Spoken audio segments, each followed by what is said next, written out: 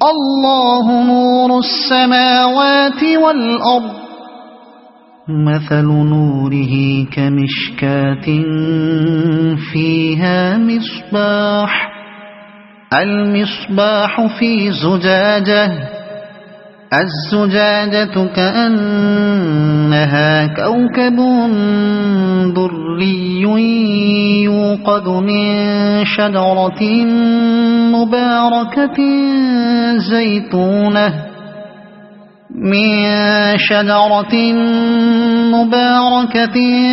زيتونة لا شرقية ولا غربية يكاد زيتها يضيء ولو لم تمسسه نار نور على نور يهدي الله لنوره من يشاء ويضرب الله الأمثال للناس والله بكل شيء عليم۔ اللہ آسمانوں اور زمین کا نور ہے، کائنات میں اس کے نور کی مثال ایسی ہے جیسے ایک طاق میں چراغ رکھا ہوا ہو، چراغ ایک فانوس میں ہو، فانوس کا حال یہ ہو کہ جیسے موتی کی طرح چمکتا ہوا تارا، اور وہ چراغ زیتون کے ایک ایسے مبارک درخت کے تیل سے روشن کیا جاتا ہو جو نہ شرقی ہو نہ غربی، جس کا تیل آپ ہی آپ بھڑکا پڑتا ہو چاہے آگ اس کو نہ لگے۔ اس طرح روشنی پر روشنی بڑھنے کے تمام اسباب جمع ہو گئے ہوں۔ اللہ اپنے نور کی طرف جس کی چاہتا ہے رہنمائی فرماتا ہے، وہ لوگوں کو مثالوں سے بات سمجھاتا ہے، وہ ہر چیز سے خوب واقف ہے۔ اللہ یہاں سے روئے سخن منافقین کی طرف پھرتا ہے جو اسلامی معاشرے میں فتنوں پر فتنے اٹھائے چلے جا رہے تھے، اور اسلام، اسلامی تحریک اور اسلامی ریاست و جماعت کو زک دینے میں اسی طرح سرگرم تھے جس طرح باہر کے کھلے کھلے کافر دشمن سرگرم تھے۔ یہ لوگ ایمان کے مدعی تھے، مسلمانوں میں شامل تھے، مسلمانوں کے ساتھ اور خصوصاً انصار کے ساتھ رشتہ و برادری کے تعلقات رکھتے تھے، اسی لیے ان کو مسلمانوں میں اپنے فتنے پھیلانے کا زیادہ موقع ملتا تھا، اور بعض مخلص مسلمان تک اپنی سادہ لوحی یا کمزوری کی بنا پر ان کے اعلی کار بھی بن جاتے تھے اور پشت پناہ بھی، لیکن در حقیقت ان کی دنیا پرستی نے ان کی آنکھیں اندھی کر رکھی تھیں، اور دعوی ایمان کے باوجود وہ اس نور سے بالکل بے بہرا تھے جو قرآن اور محمد صلی اللہ علیہ وسلم کی بدولت دنیا میں پھیل رہا تھا۔ اس موقع پر ان کو خطاب کیے بغیر ان کے بارے میں جو کچھ ارشاد فرمایا جا رہا ہے، اس سے مقصود تین امور ہیں۔ اول یہ کہ ان کو فہمائش کی جائے، کیونکہ اللہ تعالیٰ کی رحمت و ربوبیت کا اولین تقاضا یہ ہے کہ جو بندہ بھی بہکا اور بھٹکا ہوا ہو، اس کی تمام شرارتوں اور خباثتوں کے باوجود اسے آخر وقت تک سمجھانے کی کوشش کی جائے۔ دوم یہ کہ ایمان اور نفاق کا فرق صاف کھول کھول کر بیان کر دیا جائے تاکہ کسی صاحب عقل و خرد انسان کے لیے مسلم معاشرے کے مومن اور منافق افراد کے درمیان تمیز کرنا مشکل نہ رہے، اور اس توضیح و تصریح کے باوجود جو شخص منافقوں کے پھندے میں پھنسے یا ان کی پشتیبانی کرے وہ اپنے اس فعل کا پوری طرح ذمہ دار ہو۔ سوم یہ کہ منافقین کو صاف صاف متنبہ کر دیا جائے کہ اللہ کے جو وعدے اہل ایمان کے لیے ہیں وہ صرف انہی لوگوں کو پہنچتے ہیں جو سچے دل سے ایمان لائیں اور پھر اس ایمان کے تقاضے پورے کریں۔ یہ وعدے ان سب لوگوں کے لیے نہیں ہیں جو محض مسلمانوں کی مردم شماری میں شامل ہوں، لہذا منافقین اور فاسقین کو یہ امید نہ رکھنی چاہیے کہ وہ ان وعدوں میں سے کوئی حصہ پا سکیں گے۔ آسمانوں اور زمین کا نور ہے۔ آسمانوں اور زمین کا لفظ قرآن مجید میں بالعموم کائنات کے معنی میں استعمال ہوتا ہے، لہذا دوسرے الفاظ میں آیت کا ترجمہ یہ بھی ہو سکتا ہے کہ اللہ ساری کائنات کا نور ہے۔ نور سے مراد وہ چیز ہے جس کی بدولت اشیاء کا ظہور ہوتا ہے، یعنی جو آپ سے آپ ظاہر ہو اور دوسری چیزوں کو ظاہر کرے۔ انسان کے ذہن میں نور اور روشنی کا اصل مفہوم یہی ہے۔ کچھ نہ سوجنے کی کیفیت کا نام انسان نے اندھیرا اور تاریکی اور ظلمت رکھا ہے، اور اس کے برعکس جب سب کچھ سجائی دینے لگے اور ہر چیز ظاہر ہو جائے تو آدمی کہتا ہے کہ روشنی ہو گئی۔ اللہ تعالیٰ کے لیے لفظ نور کا استعمال اسی بنیادی مفہوم کے لحاظ سے کیا گیا ہے، نہ اس معنی میں کہ معاذ اللہ وہ کوئی شعاع ہے جو 1,86,000 میل فی سیکنڈ کی رفتار سے چلتی ہے اور ہماری آنکھ کے پردے پر پڑ کر دماغ کے مرکز بینائی کو متاثر کرتی ہے۔ روشنی کی یہ مخصوص کیفیت اس معنی کی حقیقت میں شامل نہیں ہے جس کے لیے انسانی ذہن نے یہ لفظ اختراع کیا ہے، بلکہ اس پر اس لفظ کا اطلاق ہم ان روشنیوں کے لحاظ سے کرتے ہیں جو اس مادی دنیا کے اندر ہمارے تجربے میں آتی ہیں۔ اللہ تعالیٰ کے لیے انسانی زبان کے جتنے الفاظ بھی بولے جاتے ہیں وہ اپنے اصل بنیادی مفہوم کے اعتبار سے بولے جاتے ہیں، نہ کہ ان کے مادی مدلولات کے اعتبار سے۔ مثلا ہم اس کے لیے دیکھنے کا لفظ بولتے ہیں، اس کا مطلب یہ نہیں ہوتا کہ وہ انسان اور حیوان کی طرح آنکھ نامی ایک عضو کے ذریعے سے دیکھتا ہے۔ ہم اس کے لیے سننے کا لفظ بولتے ہیں، اس کے معنی یہ نہیں ہے کہ وہ ہماری طرح کانوں کے ذریعے سے سنتا ہے۔ اس کے لیے ہم پکڑ اور گرفت کے الفاظ بولتے ہیں، یہ اس معنی میں نہیں ہے کہ وہ ہاتھ نام کے ایک آلے سے پکڑتا ہے۔ یہ سب الفاظ اس کے لیے ہمیشہ ایک اطلاقی شان میں بولے جاتے ہیں، اور صرف ایک کم عقل آدمی ہی اس غلط فہمی میں مبتلا ہو سکتا ہے کہ سماعت اور بینائی اور گرفت کی کوئی دوسری صورت اس محدود اور مخصوص قسم کی سماعت و بینائی اور گرفت کے سوا ہونی غیر ممکن ہے جو ہمارے تجربے میں آتی ہے۔ اسی طرح نور کے متعلق بھی یہ خیال کرنا محض ایک تنگ خیالی ہے کہ اس کے معنی کا مصداق صرف اس شعاع کی صورت میں پایا جا سکتا ہے جو کسی چمکنے والے جرم سے نکل کر آنکھ کے پردے پر منعکس ہو۔ اللہ تعالیٰ اس کا مصداق اس محدود معنی میں نہیں ہے بلکہ مطلق معنی میں ہے،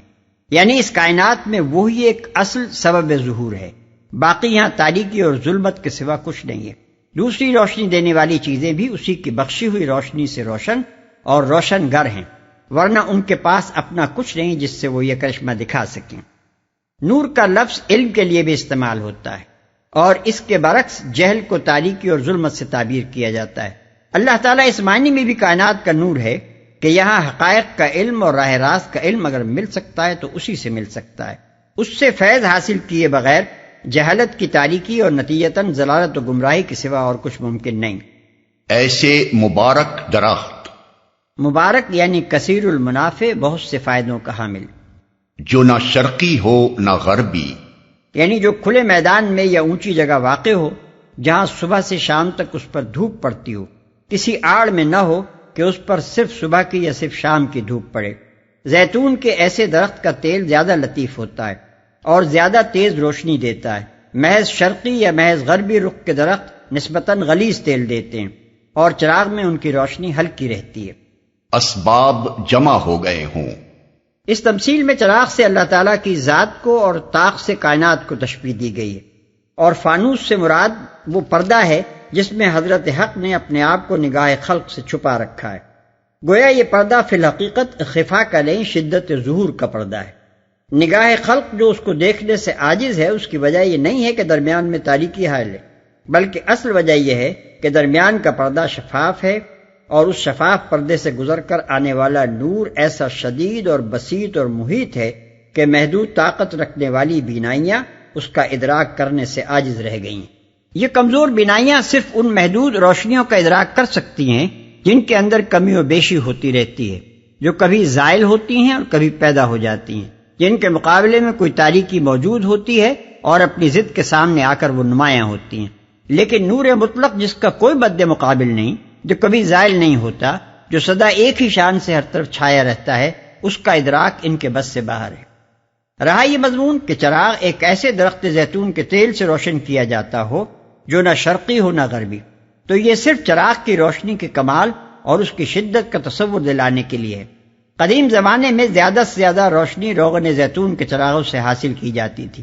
اور ان میں روشن ترین چراغ وہ ہوتا تھا جو بلند اور کھلی جگہ کے درخت سے نکالے ہوئے تیل کا ہو۔ تمثیل میں اس مضمون کا مدعا یہ نہیں ہے کہ اللہ کی ذات جسے چراغ سے تشبیہ دی گئی ہے کسی اور چیز سے طاقت یعنی انرجی حاصل کر رہی ہے،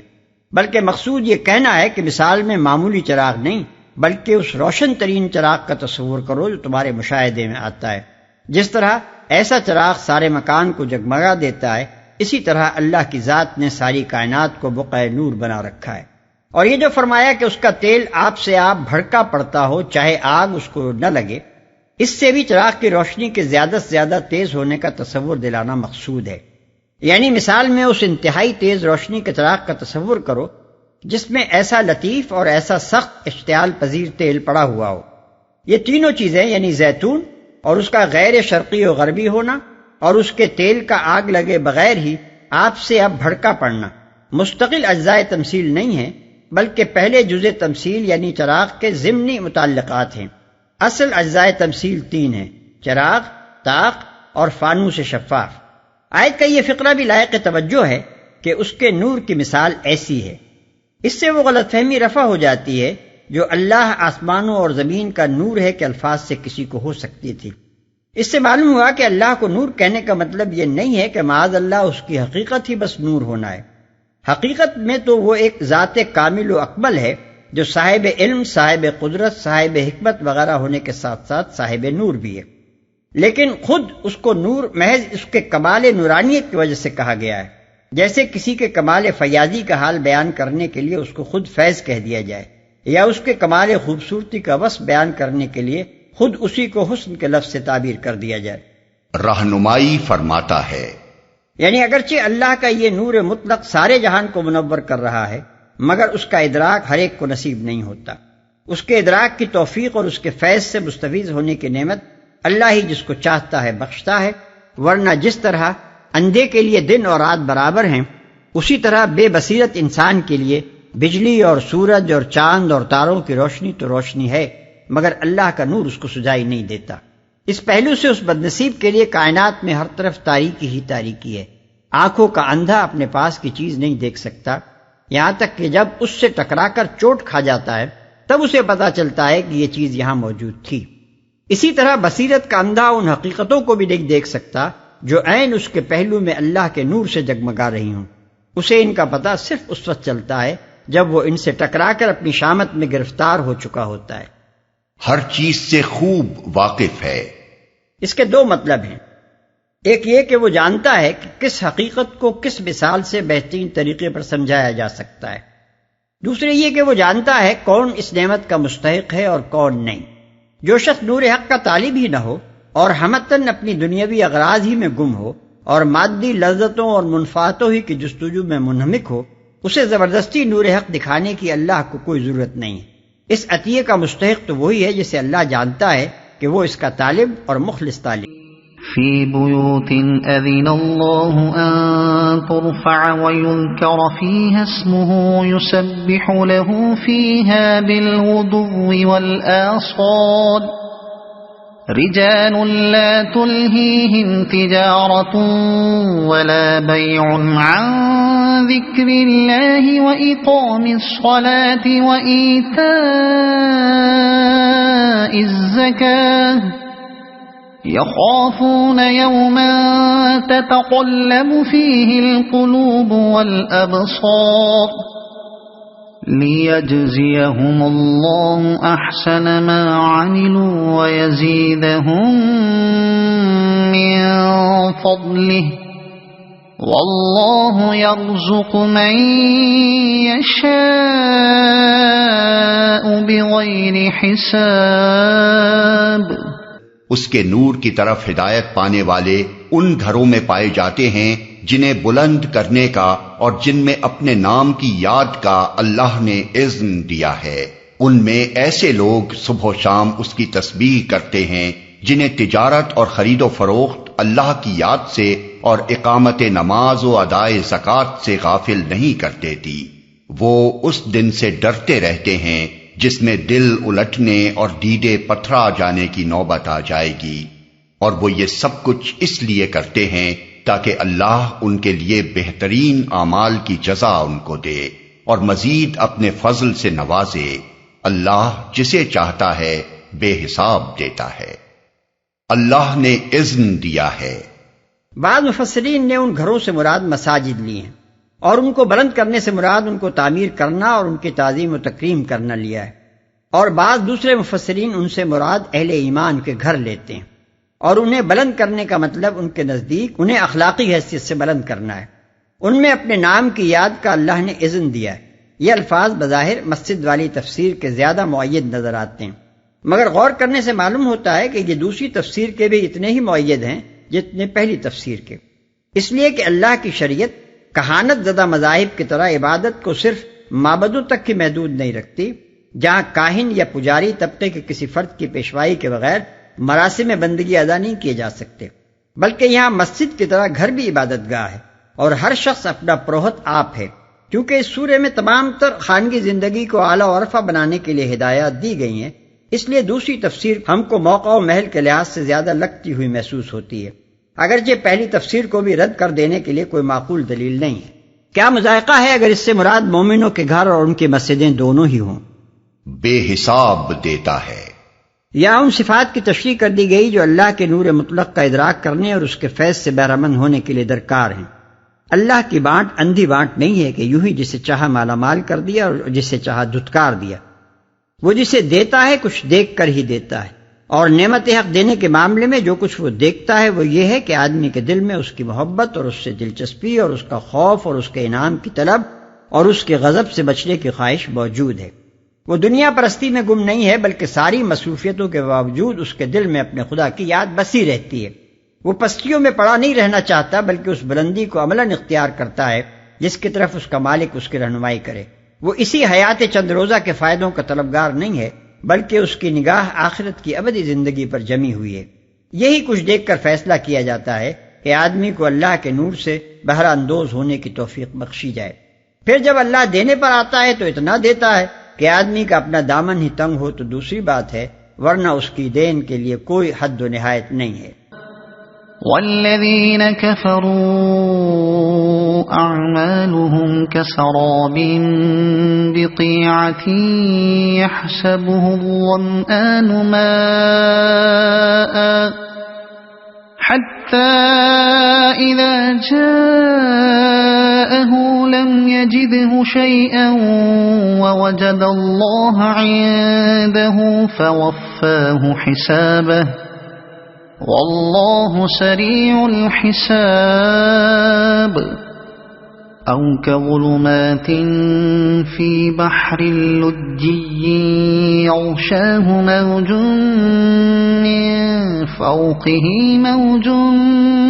من فوقه سحاب ظلمات بعضها فوق بعض إذا أخرج يده لم يكد يراها ومن لم يجعل الله له نورا فما له من نور۔ اس کے برعکس جنہوں نے کفر کیا ان کے اعمال کی مثال ایسی ہے جیسے دشت بے آب میں سراب کہ پیاسا اس کو پانی سمجھے ہوئے تھا، مگر جب وہاں پہنچا تو کچھ نہ پایا، بلکہ وہاں اس نے اللہ کو موجود پایا جس نے اس کا پورا حساب چکا دیا، اور اللہ کو حساب لیتے دیر نہیں لگتی۔ یا پھر اس کی مثال ایسی ہے جیسے ایک گہرے سمندر میں اندھیرا کہ اوپر ایک موج چھائی ہوئی ہے، اس پر ایک اور موج اور اس کے اوپر بادل،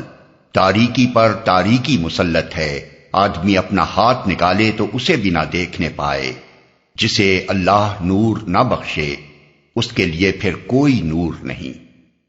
جنہوں نے کفر کیا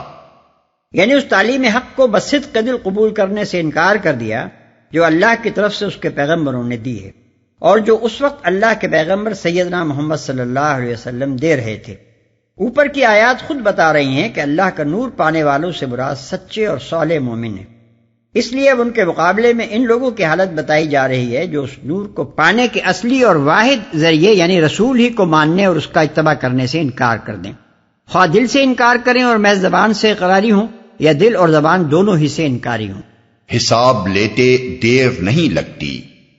اس مثال میں ان لوگوں کا حال بیان ہوا ہے جو کفر و نفاق کے باوجود بظاہر کچھ نیک اعمال بھی کرتے ہوں اور فی الجملہ آخرت کے بھی قائل ہوں، اور اس خیال خام میں مبتلا ہوں کہ ایمان صادق اور صفات اہل ایمان اور اطاعت و اتباع رسول کے بغیر ان کے یہ اعمال آخرت میں ان کے لیے کچھ مفید ہوں گے۔ مثال کے پیرائے میں ان کو بتایا جا رہا ہے کہ تم اپنے جن ظاہری و نمائشی اعمال خیر سے آخرت میں فائدے کی امید رکھتے ہو ان کی حقیقت سراب سے زیادہ نہیں ہے۔